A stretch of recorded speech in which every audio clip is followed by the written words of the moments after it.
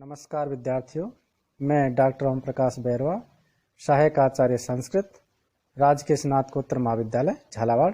आज हम महाकवि भास प्रणीत स्वप्न वासव दत्तम नाटक के चतुर्थ अंक का अध्ययन करेंगे। विदूषक राजा से कहता है, ओए ओए ठहरिए ठहरिए महाराज। राजा कहता है, क्यों? विदूषक कहता है, दुष्ट भौरों से परेशान हूँ।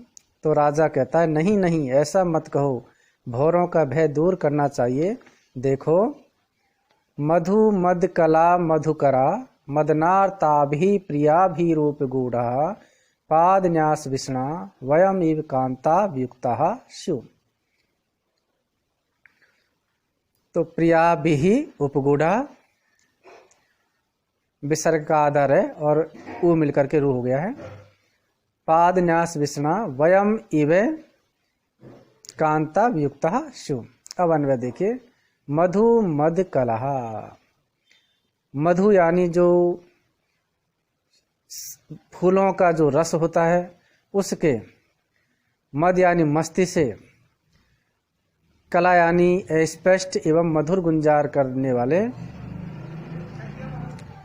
मदन आर्ताभि, मदन यानी काम से, आर्ताभ यानी पीड़ित, प्रियाभि प्रियाओं से, अपनी प्रियतमाओं से, प्रेमिकाओं से, उपगूढ़ा जो आलिंगित हैं,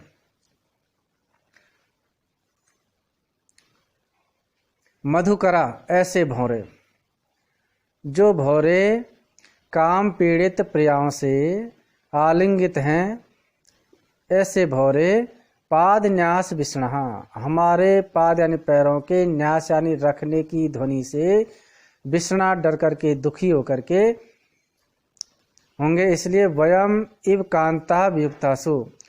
तो दुखी होकर के, वयम इव है हमारी तरह ही, जिस प्रकार से मैं वासव दत्ता के वियोग में दुखी हूँ, उसी प्रकार से ये भी हमारी तरह ही पत्नियों से वियुक्तासु, वियुक्त हो जाएंगे प्रियतमाओं से। इसलिए हमको यहीं पर ही बैठ जाना चाहिए, इसी शिला पर ही यहीं पर बैठ जाना चाहिए, आगे भौरों के पास झुंड में नहीं जाना चाहिए। इस प्रकार से जो राजा उदयन है वो विदूषक वसंतक से कहते हैं।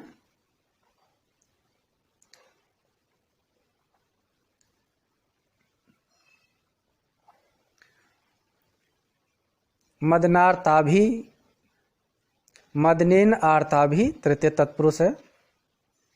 पाद न्यास विष्णा, पाद न्यासेन विष्णा तृतीय तत्पुरुष है। कांता वियुक्ता, कांता भी वियुक्ता तृतीय तत्पुरुष। और इसमें आर्या छंद है।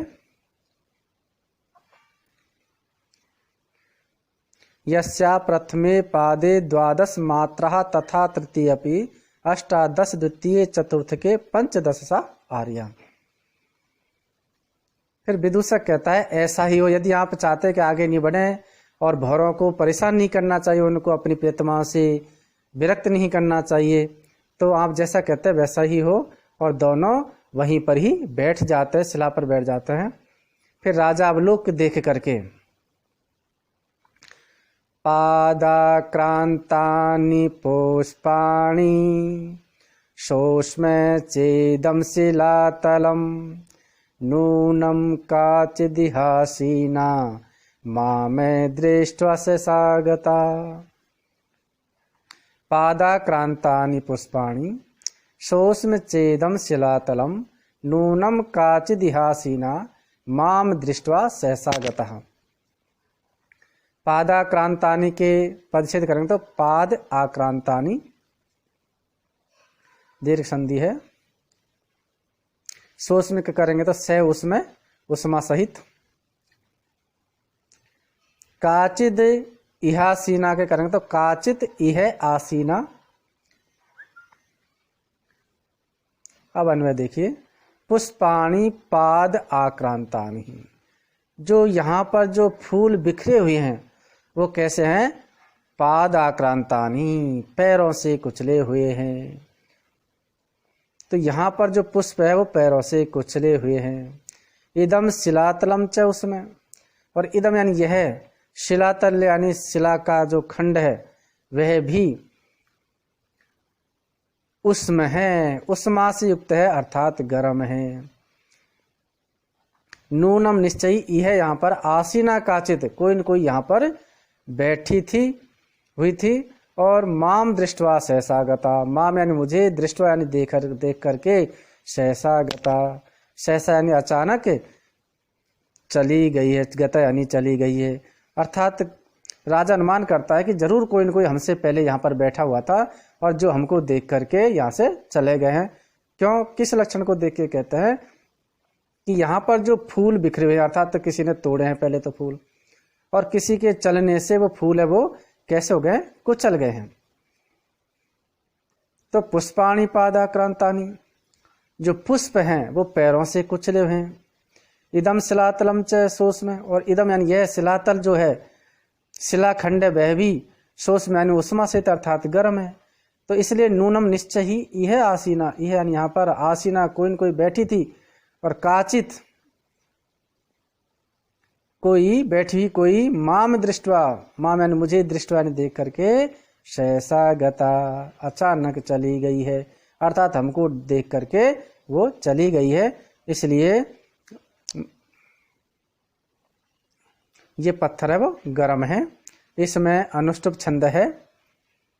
श्लोके षष्ठम गुरुगेयम सर्वत्रम लघु पंचमम द्विचतुष्पाद्यो ह्रस्व सप्तम दीर्घ मन्यो। सोष्मा उष्मणा सह वर्तमानम, तृतीय तत्पुरुष है।